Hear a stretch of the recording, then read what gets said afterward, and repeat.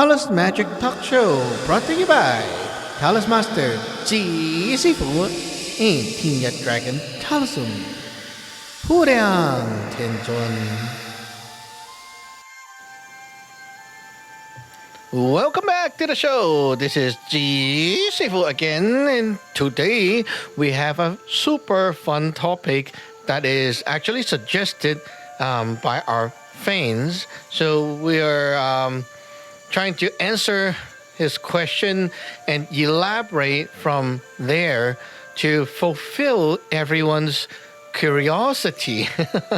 So, what is the topic? Well, you already know because you click into the show, right? So, it's about black magic, or you can say evil magic, dark magic, sorcery, curse, whatever, that kind of thing. Okay, so how to tell which of those out there that actually works? Is there a way to know, is this just like a fake magic, or is it actually working? Does it have any effect? And one of the most commonly asked question is if magic actually works. That means there's like a love magic, for example. Okay, so love magic. So you can do love magic on someone you like, or someone who doesn't even know you, and then you just do the magic on the person, and then suddenly that person will want to have sex with you. Okay, I have heard someone rumoring around, telling stories like this.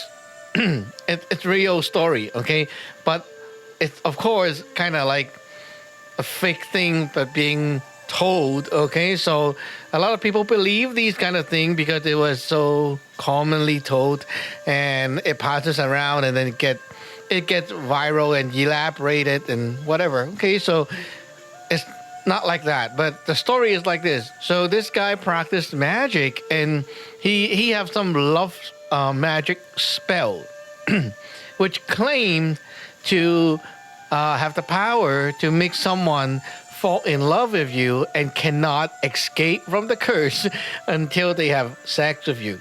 So this guy wrote that symbol and the spell on the palm, okay, and then he slapped the palm on the victim, and then the victim went back home, and suddenly next day the victim just somehow know where he is, and then keep asking him to have sex with him.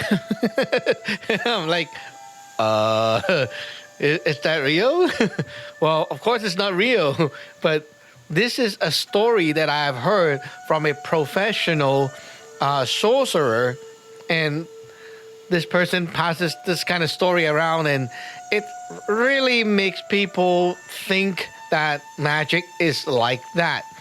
It's like a cheat code in a game, which you can just type in the code and you can do whatever you want, and you can get whatever you want. Okay, it's crazy, huh?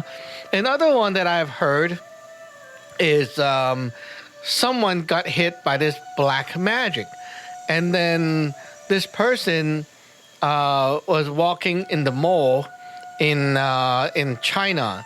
And then somehow this person, he said it himself, okay, it's a real case. He said it himself that suddenly he felt like he kind of blanked out, and then he don't even know what he was doing, but he just knew that he walked into a jewelry store and then start punching and breaking the glass there, and then grab a few watch, and really quickly he just ran away, and then the guards right there, the security, caught him, and even broke his leg, because they were kind of trying to trip him down, and so they broke his leg, and then he ended up in the hospital, and the cops were asking him, what the heck are you doing? And then he said, well, imagine if you actually went doing that kind of thing. Well, what would you say? I don't know. I was blanked out. I don't know what happened. Hey, if you actually ran away and no one caught you, you would totally remember. But somehow the cop caught you, then you like forget everything, right? It's not you. um, so yeah, this is one example of a dark or evil magic that I've heard. And actually, I heard this story from the wife of this person. So the person was committing the crime in China, and the wife was calling me for help, saying that he got cursed or whatever thing, and that made him go crazy, and so on, so on. And so after I, listened to this kind of thing, how do I know it's real? How do I know it's not real? Because there is actually things that magic can do, and there are things that magic cannot do, and there are things that is beyond your imagination. And this episode, I'm going to tell you all these things that you need to know, and so that you will not be a frog in the well and always say like, dude, magic is not real. If it's real, you will be rich today. Things like that. Right? Some people say, oh, your magic's real? Then you should be able to get millions of dollars or win the lottery tomorrow and so on, right? Well, magic doesn't work like that. Too bad. But magic works in another way that is scarier than that. So you got to understand what magic is, right? And then you'll know what is actually like the power of magic. What can it actually do? And because we're so into those movie kind of magic, making a fireball, lightning strike, that kind of thing, and like Harry Potter, right? So you don't know the actual magic, the actual real thing, the power of the magic. And as a professional right here, working in this field for many, many years already, I will have to say that magic is actually real, but it's actually not like what it is usually like in the movies. Okay, so what is the magic then? Okay, let's get to the point.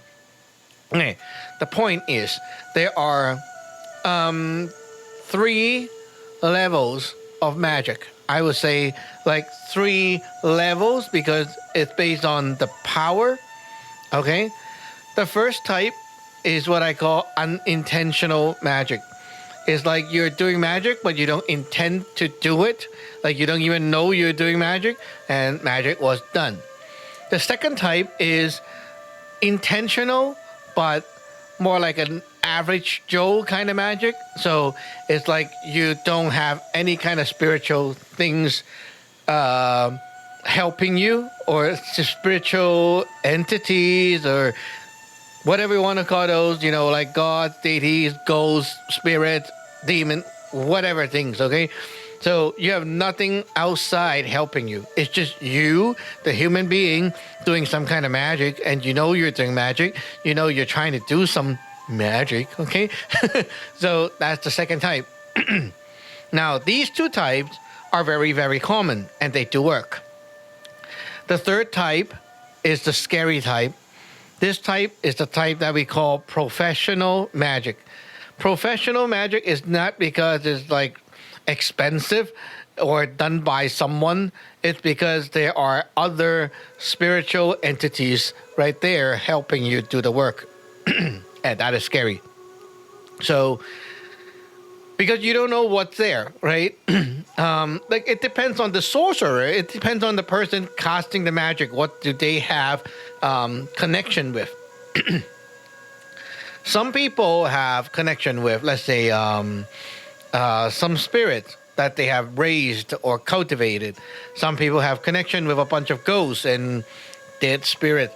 Some people have a connection with some gods and deities or whatever things in the other world, right? So it really depends on what they are connected to, and the power will vary because of the other side. Okay, so it's kind of like you're talking to aliens and asking alien for help. It's not just our world. It's not just human to human. It's other things that could be beyond what human can handle. And this kind of magic is the scariest type because you, as a human being, have no way to defend against these things. The only way you can defend is by using an other spiritual power, like not like power that cultivated by yourself, but an other spiritual being. Like, for example, someone used their god to curse you. You have to have a god on your side that is stronger than their god, that you can kick their butt back. And basically that's the only way to win a magic battle, by having a stronger spiritual being or backup or help, whatever you want to call that, at the back. It's all about who is stronger, just like a fight, in reality. Who is stronger, who wins the battle. And if you cannot be stronger, then you will get bullied and overpowered and pinned down for the rest of your life. And that is very scary. Some curses can last quite a while. I mean, like a few generations. I have witnessed some clients coming to me with like curses that have been haunting them for over 3 generations and going onward. And that is scary. So, yeah. So let's talk about the first one. The first one is unintentional magic. Everyone could have been doing this. You don't even know it's magic, but you were just doing it. Okay? So, first of all, what is magic? In our definition, magic is basically using a pre-heaven power to apply onto something and make it happen, make it go your way, make something become reality, or something to happen more likely to work, like whatever you want it to happen. Like I want this to, for example, right? You're like gambling, so you want the dice to roll out 6. Well, it's not like you will for sure do magic and then get 6 all the time, but it will have a greater chance of getting a 6 when you do the magic. Okay, so but magic can actually, like, I do the magic and I will win all the time? No, it cannot. Okay, because there are many factors that will determine the outcome. So you can only affect it, influence it, but then you're not going to really get it all the time, no matter how strong your magic is.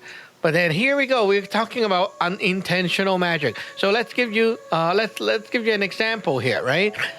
Let's say you go to work. Okay, there's a coworker, and the coworker don't like you.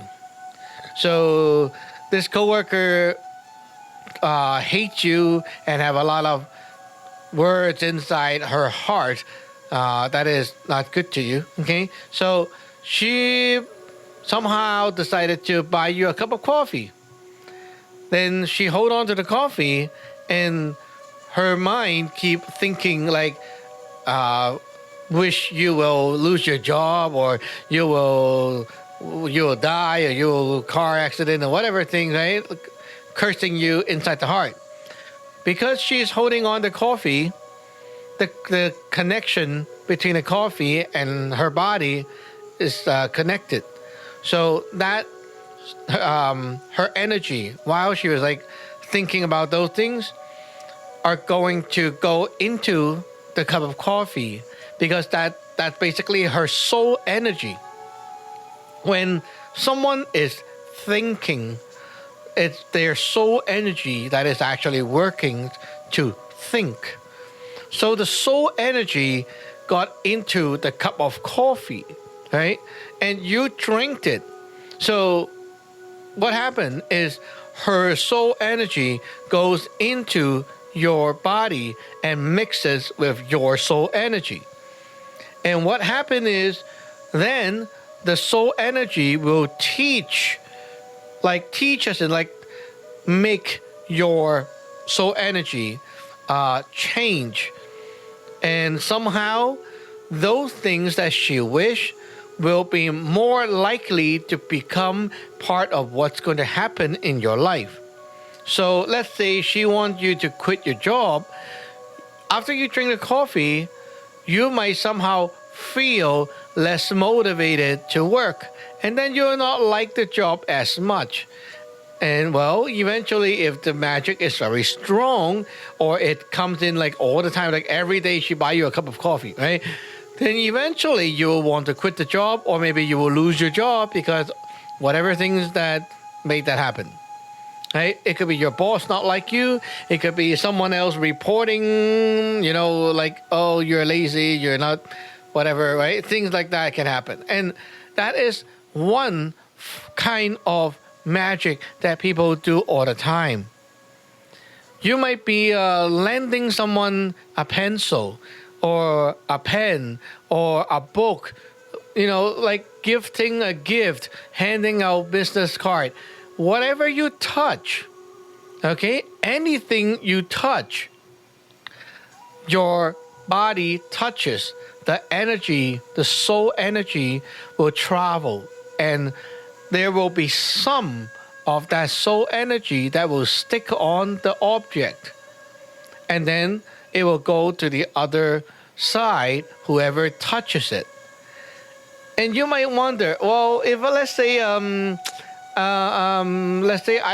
I borrowed a book from the library, right? Then I curse someone and I hand the book back to the librarian. The library keeps it, and the other person comes and takes the book. Well, the soul energy went on the book. Then the librarian touches it, and other people touches it. Why don't they get cursed? And it's only like that, whoever person get cursed at the end. Well, because there's also the intention, which means why and who. When you curse someone, there's always like this direction. Who do you want to curse? Why you want to curse, right? So that sets the direction for the soul energy to release. It's like you have a condition right there. I want, let's say, John Smith to have this happen, and then you keep thinking and cursing and whatever things in your mind, and soul energy went in, right? And then if this object does not reach John Smith, it will not crawl over to the subject. So whoever in the middle touches it is not going to get affected by it, because the soul energy just stays inside the subject, the body, and don't come out until they actually found the destination. Oh, there we go. John Smith is here. Let's go over. It's kind of like, like you're riding a subway. Okay. So you want to like go to station 13, just randomly a name, right? So now you're on station 1. I tell you, go on the train and you're going to like get out at station 13. Before you actually reach station 13, you're not going to get off the train. That's basically how that soul energy works. It listens to the intention. So if you don't intend to curse someone, like there's a person, then it will not go there. Okay, now, so do you need to be bad, like really bad, want to curse someone in order for magic to work? Actually, no. You can be good and actually doing good magic. It's the same theory. Okay, for example, you're giving someone a gift, okay? And let's do this. Birthday cake. Oh, fine. You made a birthday cake. Now you gotta be careful because you don't know who is actually buying or making the cake for you and what are they thinking, right? Next birthday, make sure you are more aware of this. Okay. Happy birthday to you. Anyway, so birthday cake, right? Someone made a birthday cake to you and they are very positive and really like you and really like wish you will have a like very happy birthday, very good year to come and so on, okay? while they make the cake. The soul energy goes into the material, and then eventually the whole cake, it has all that energy, the soul energy of that person. Now, they are making the cake for you. So that means everyone else who eat the cake will not get that soul energy because it will not go to them. Unless they meant to, like, everyone who eats the cake will be happy, right? Unless they are like that. But if they only wish you, the one who is like having the birthday, to have a good birthday, good year, and so on, the energy is going to go into the cake and go into you, and you eat it. It's going to blend with your soul energy, and it's going to make your soul energy happier. It's going to promote your soul energy to like do better and so on. So that is a form of good magic, and it's the same thing, same theory, same format as curse. It's just your intention and what you want to happen and what you were thinking and so on. Okay, that is so easy. Oh my. It's like you just need to take something, touch it, and then you kind of know, like kind of wish inside, and it already have that power. Yes, that is actually magic because you're using your energy, your soul energy, your heart energy to put into something and deploy that into, like, release that into another person, and they will get it, and the energy blends with them and make that happen. Make whatever you want to happen. It will happen like close to what you want. Like, for example, if you wish someone, okay, you make the cake and you wish that person become very rich and, wealthy this year. The soul energy went in, it will not make them wealthy right away, but it will make them do things that will lead to wealth. For example, they will make better decisions so that they will invest on the right stock, or they will, for example, they will feel like the design. This should be like, the better design. And because they chose the better design, their website attracts better customers or whatever, things like that. Okay. So it's indirectly, but it's leading you to the goal. It's not going to make you there right away, but it's going to help, right? That's the good magic. But if bad magic is the same thing, you're going to help them fail. So it's like let's say someone's going to have a test, right? Or exam. Let's say they're taking a driving exam, right? So they're trying to get their driver license. And you make the cake and curse them, not able to get the license. Are they actually going to fail for sure? Well, we don't know. It depends on them. But the curse is going to make them more negative toward that. So it means that they might be like procrastinating, they might be forgetful, not interested in studying, and somehow, just make stupid mistakes and things like that. And that will happen. That's going to be influencing and leading to the end result. So it's actually working. But it just depends on, like, how powerful you are. That means how much you have been thinking, how much you wanted it, and how much you believed it's going to work. And also for them, okay, are they going to be affected and like really get, like KO right away? Or are they going to be affected and still, do okay? Well, it depends on how much they got, right? Like if they're really, really good at something, you want to influence them. Well, yeah, they got influenced, but they still did pretty good because they have, good skills or whatever things. And it's like, there's a bottom line, right? You can like really do that bad if you're not so bad. So it really depends, right? It's not like you do the magic that it will for sure work. It's not like that. It's more like it depends on the both sides. Are you strong? Are they strong? It depends. But that is something that everyone is doing naturally, and that is magic. Unintentional magic, right? Unintentional. Next time someone bought things and bring it over to your house and say, let's have a party, let's have a beer or whatever thing, then you got to be careful. right? People buy things for you. Well, some people are happy because it's free, right? Free. But then it comes with a cost. It really depends on their heart. And if you actually sense these things and you feel them and you can be aware of these things, eventually you'll be like me. You'll be very allergic to these. What I mean by allergic is like, I don't want people to buy things unless like I really know them and I'm like very sure and trust them. I won't even want to eat their food. It's so scary, huh? So yeah, not only food. Sometimes it's objects. Like they buy you a coat, they buy you a T-shirt, and whenever you put on the T-shirt, your day becomes like not so good. Why? Well, there you go. Okay, and scary thing is sometimes these energy will crawl over to other things to contaminate.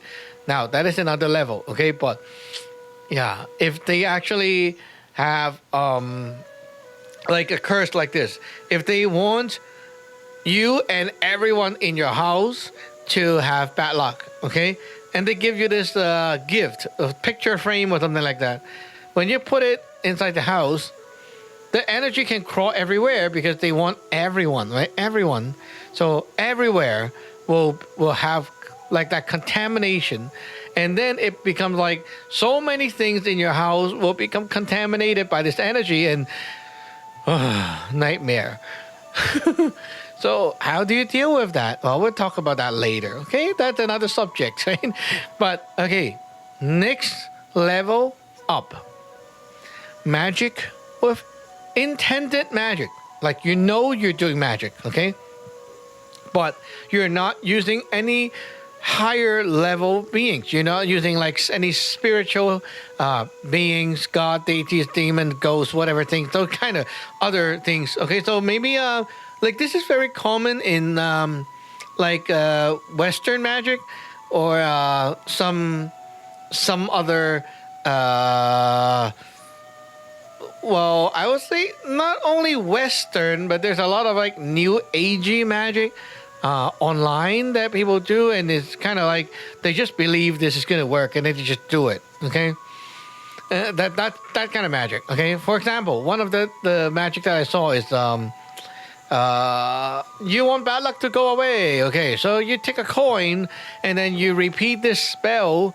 Right? Say some kind of word, and then you like stomp your foot and whatever, and then you go outside, and as you walk to like somewhere, you throw the coin out, and then you say this word, and boom, all the bad luck gone away. Something like that, right? People who do these kind of magic, they don't really understand magic, but they just want to like believe that by doing such a ritual, they believe the words have power. Or the ritual have power. Okay, so they kind of know that they're doing magic, but they don't really understand magic, and they believe that by doing whatever they're doing, it will have whatever effect, whatever result. Okay, now these magic are more, I could say, accurate. Like if you're pointing a gun and shooting at someone, the first type, the unintentional one, is like you're shooting, but you might miss sometimes and you might hit sometimes. But this kind of magic, like where you really know you're doing magic and you're like trying to do it, and there's a ritual and you're following it and you're believing in it, that kind of thing, the accuracy will improve greatly. It will be much more accurate and you'll be able to hit the target a lot more than unintentional. Because unintentional is like you don't even know you're going to do like magic, and you just want this to happen, but you know it's not going to really hurt them or whatever, right? But the other, like this second type is like you really believe that it's going to happen. You have faith in the ritual that it's going to hurt. It's going to do something, And even if it's not going to happen, you really will hope that it will happen. The kind of faith and investment in the belief power, the faith power, it's there. right? And that is why it's more powerful. It's the faith. The faith is the power from your heart. And because you believe so much, even though it hasn't shown any results yet, you just blindly believe it. That belief power makes the magic much more condensed. Like if you can see the magic power in the spiritual dimension, let's say it's like kind of yellowish in color, okay? This power is a lot more like a bright yellow color compared to unintentional one is like a foggy, kind of yellowish, very hazy, transparent looking. It's not very strong. Okay, so this one is much more condensed, much more powerful, right? It's much more powerful because you put the focus, you put the concentrate your mind, your focus, and you know what you're doing, and your faith in there. It's going to beam to the target, and it's going to work much more. Okay, so yeah. Now it seems like very silly because these rituals somehow like some ritual really don't make sense. It's like, for example, okay, there's another book. It talks about some magic from Thailand or Vietnam. I forgot exactly. Okay, but some kind of magic is like this. You have to capture a lizard or something, and then you chop the head off. Okay, yes, chop the head off. And then you have to do some spells and whatever things, and then you bury the head like on the road or something, and then you bury the other part somewhere else, and then eventually after how many days, and then, okay, anyway, something like that, right? So it's disgusting. I don't think you will be doing it, but it is in the book, okay? So some magic like that. You don't even know why it will work. I mean, like by chopping the lizard head and then burying it somewhere and just chanting some spells, why will it work? Well, people believe by doing so, it will work. It doesn't have to make sense. Because why? Because it's your belief, it's your faith power that is actually being, like while you're doing that whatever ritual, it could be a spell, it could be a dance, it could be whatever things. It's like while you're doing the ritual, you are releasing your energy, and your faith is going to focus those energy toward the subject. And while you do it, whatever you're doing, as long as you believe it and like you truthfully believe what you're doing, and while you're like spending the time and energy on it, it will beam those energy toward the target or the subject. And those energy will just directly zoop and then go to the other side, and it will do the same thing as what I have just said in the first part, like those unintentional magic. So it's not the lizard that is having any special power. It's not the herb or the stone that have any special power. It's not even the spell itself, the words that have special power. It's you. It's the you. It's your heart energy. Your heart energy, which is projected by your faith. It means how much you believe it is going to work, how much you have been hoping it is going to work, and how much you don't need any evidence, but you just know that it will work for sure. That is the power of your heart being projected. The power of the heart is responsible for connecting to the other side. So that means the more you want and believe, like blindly believe this is going to work on who and who, it will connect to that person while you're doing the ritual. And then the second thing is your time and energy that is being consumed while you're boiling up, cooking up the soup. What I mean by the soup It's not actually like you need a pot of soup. It's like when you're thinking about what's going to happen to the other side. Okay, like when you're doing your ritual, your mind may be like, visualizing or saying or cursing the other side, right?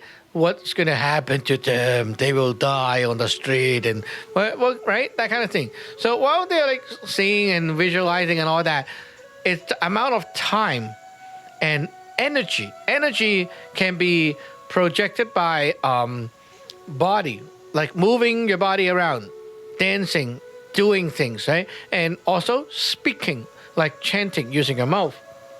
So it could also be like singing, right? Some people do singing and dancing. So whatever that is, right? So you spend the time, the energy, that is the actual package, the bomb, the payload, okay? So the heart is like the aim. If your heart energy, like you're very faithful about it, you're very like believing in this, then it's like your gun is having a laser sight aiming at the subject. It's very accurate. Okay? How much power is actually going there, then that depends on the soup, which is the actual payload. So if you want like a very powerful bomb to go over to the other side, you better spend more energy and more time. For example, your ritual only like takes 30 seconds to do. Well, it's not going to be very powerful because it's just 30 seconds of payload.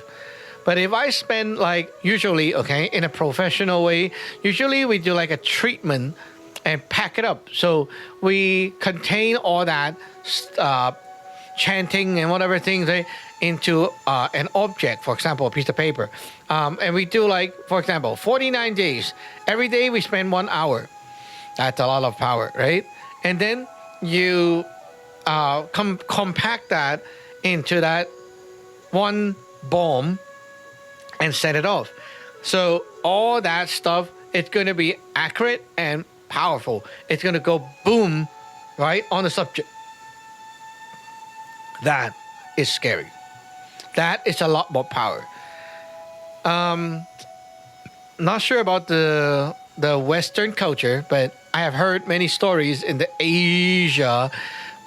Grannies do that all the time. Some grannies, they don't really get religious and they don't learn stuff, but they do have an altar at home, and the altar is not even like properly consecrated.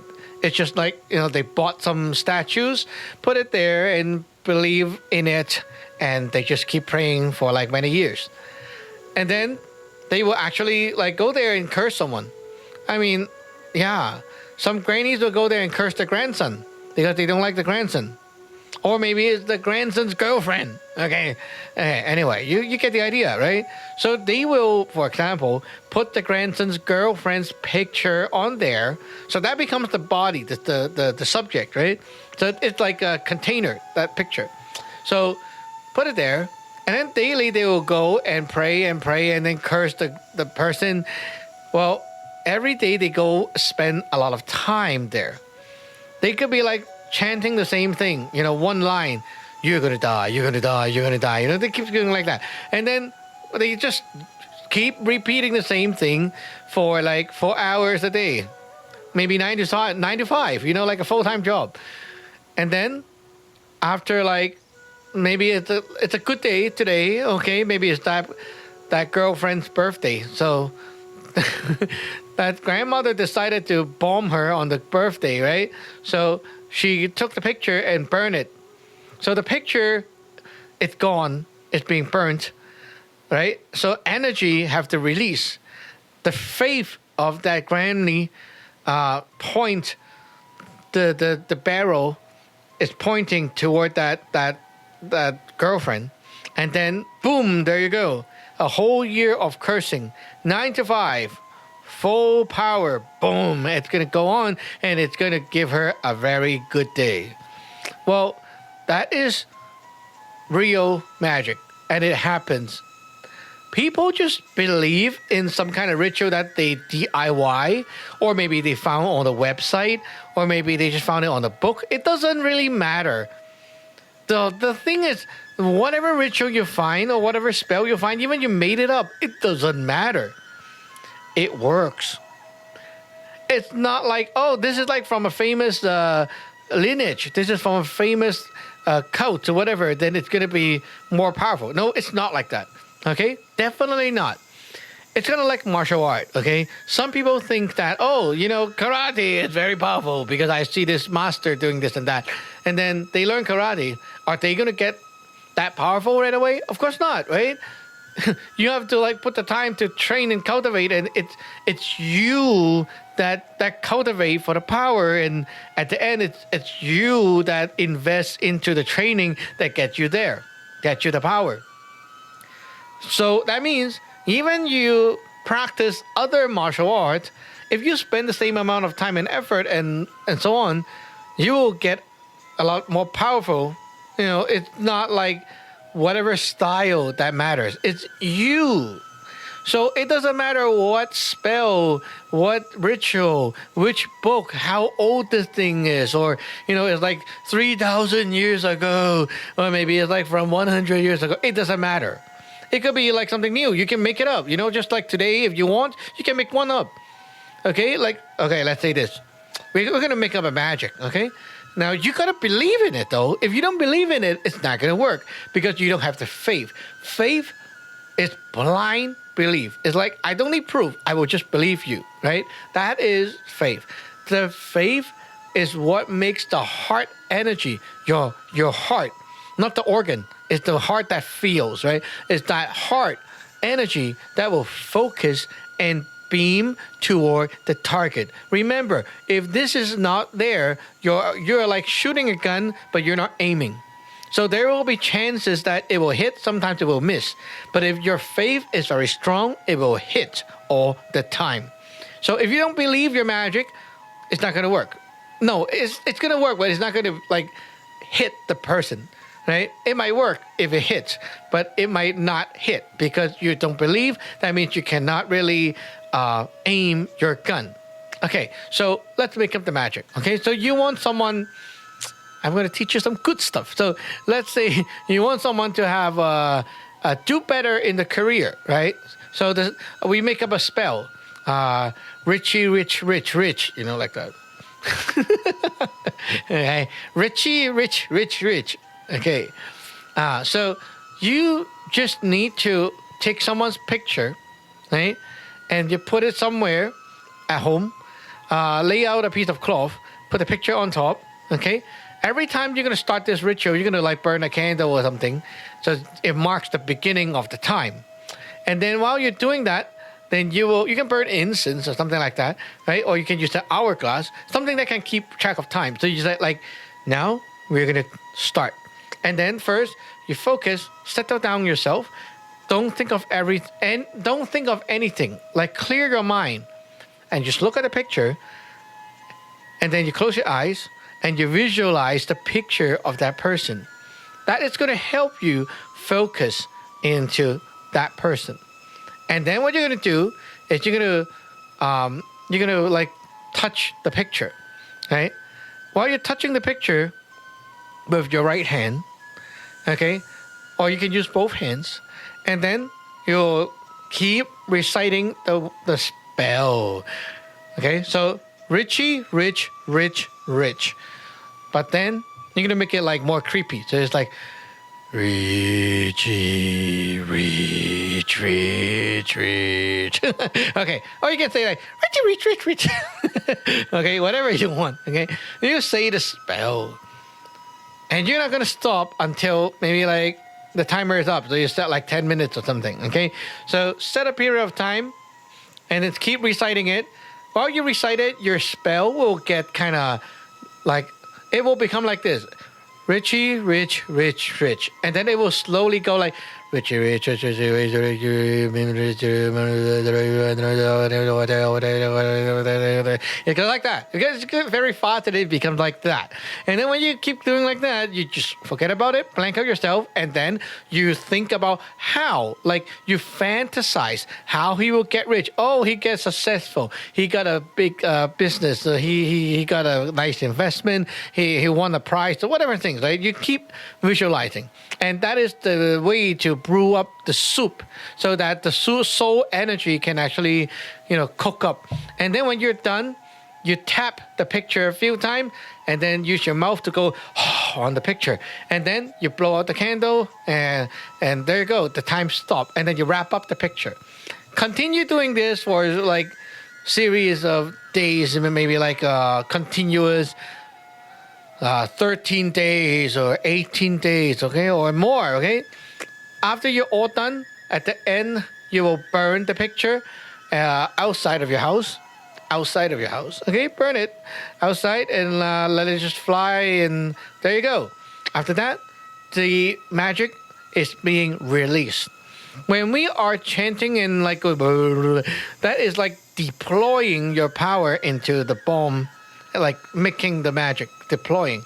And then we're going to release. So at the end, you burn the picture, it's going to release. And why does this like know where to go? Well, because your faith, like you have been doing it for that person, right? It's your heart that actually directs the energy. So it will go there. That is how you can cast a magic on someone. Same pattern, you can kind of change the parts, like maybe the spell, change the picture to something else, maybe print out one of their email as the container, that works too. Or you can ask them to sign the name, whatever things that connect to them, it's fine. The idea is very simple, but this is the kind of magic that will work, and everyone can do that. Not hard to do. Now, however, you want to level up one more step, the more powerful one, the one with spiritual entity. That is the creepy one. That one is when there's like a special professional sorcerer or some kind of religious person doing the magic in front of their altar. Because usually the altar connects to the higher power. There's like a god or a deity or whatever things right there, and you're talking to those spiritual things, and they are helping you from the other world. That is much more powerful because it's not just your energy. It still takes your energy, but it's more like they are doing it for you. And they could be very lame, or they could be very powerful. So it really depends on the spiritual being that they're connected with. Or maybe it could be the spiritual being that they have cultivated. So that really depends.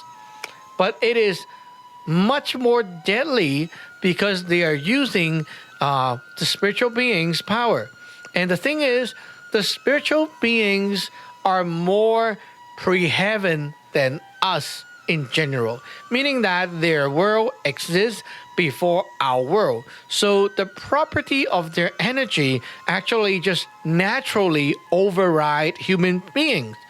So if they are using those things to cast magic, those spiritual beings do stuff on the human being really cannot fight back.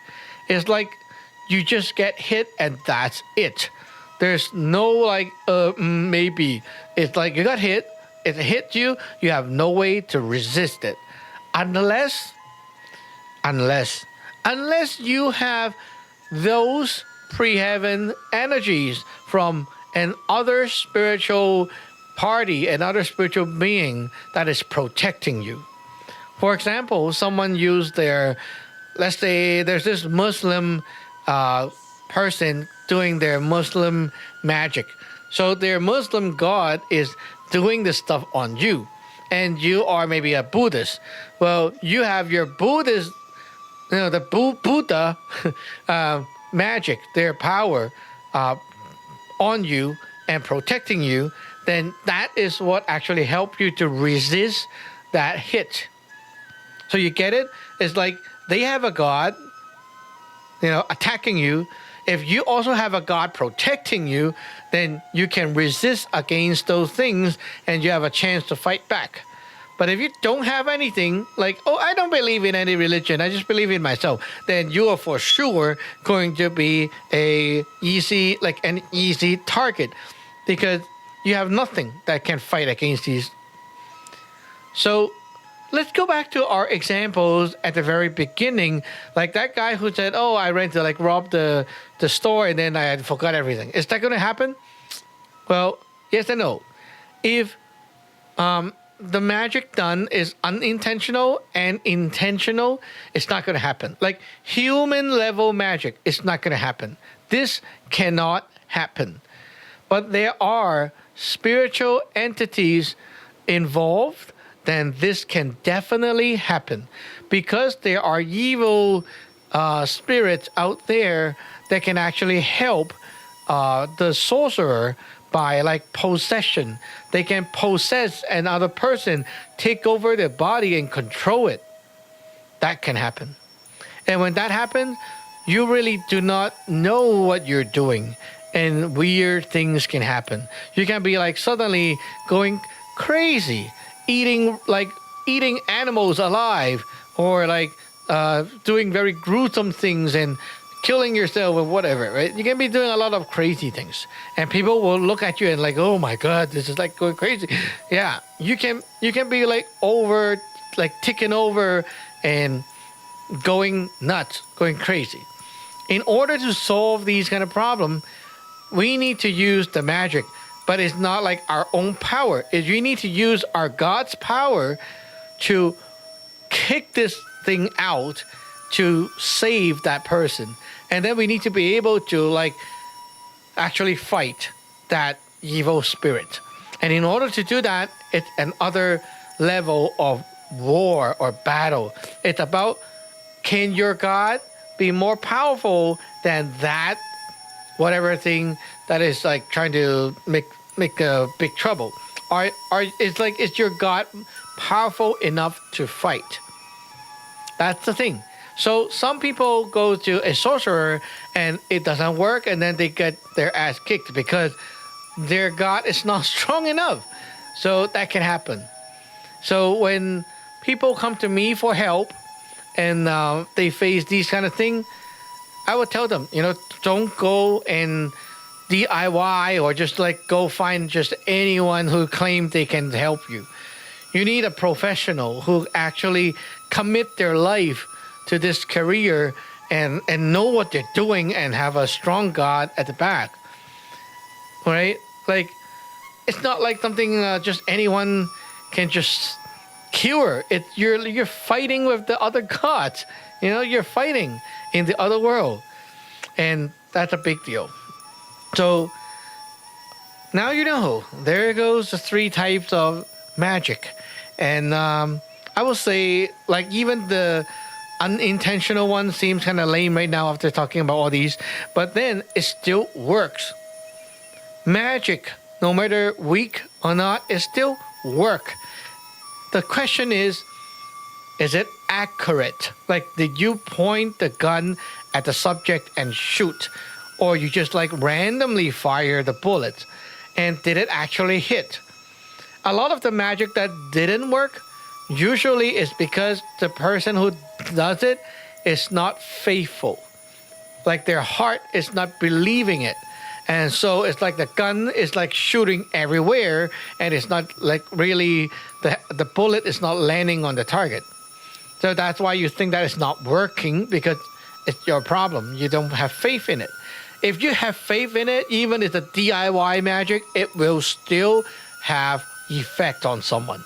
It's just not as great as the very, very powerful ones. Okay, so up to here, how do you protect yourself? As I have said, you need a powerful God at the back to protect you, because the God's power coat over you becomes the shield that can actually back off these things. And that is exactly why you should be learning Taoist magic and be a Taoist, because being a Taoist the gods in the religion, in the lineage, is protecting you on day one when you enter the lineage. Right? When you become a Taoist, become a disciple, you go through that ordaining ceremony, you already get the protection on top right away. You already have that protection right there, resisting all kinds of crap. And that is very important. Now, are you going to be like, oh, I got the shield. I don't care. Like, whoever hit me, it's fine. I won't get affected. Is it like that? No. Okay. But the protection shield will keep you safe at a certain level, and also let you learn that you can sense magic's attack coming in. You sense it, then you know what to do, because there are magic that you will learn to do and defend yourself, to clean off the to remove the magic, to clean up yourself. And there are many magic that you should be learning. If you ordain and learn under me, there's a lot of magic that you'll be learning to defend yourself and protect your family and so on, right? So the layer of protection that goes on you actually is for helping you to sense the threat. When you sense the threat, it is now up to you to fight back and do all the work to get out of the trouble. If you don't do anything and you just sit there, of course you're gonna get hit, right? So yeah, there you go. Okay, so if you want to get protected and learn about these things and really understand the mechanics of magic and how it actually all works and all that, well, there you go. This is an opportunity. You can go to our website, teenagedragons.com, and you can get ordained, or you can email me and so on and start learning, right? So I am teaching online, and we do like Zoom lessons, and you can also learn from like our chat rooms. Like, we use the chat room on the Line app and teach, so you can learn through that. And there's a lot of ways to learn, but the most important thing is once you get ordained, you have that protection power, and now you're not just going to be a victim because the other side is using some spiritual entities that can overpower normal human beings. And you're not afraid of that anymore. At least you can fight back, right? So, is magic real? Of course it's real, okay? So, any kind of magic is real. It's just that, does it hit you? Did it actually hit on you? And how powerful it is? Well, if you think there's like some kind of magic on you right now, you can also find me and ask me about it, and get a diagnosis, and at least we can check up, and see how you're doing and so on. So yeah, anyway, that's it for this episode. We'll see you next time. Thanks for watching. Thanks for listening. We'll see you next time. Bye bye.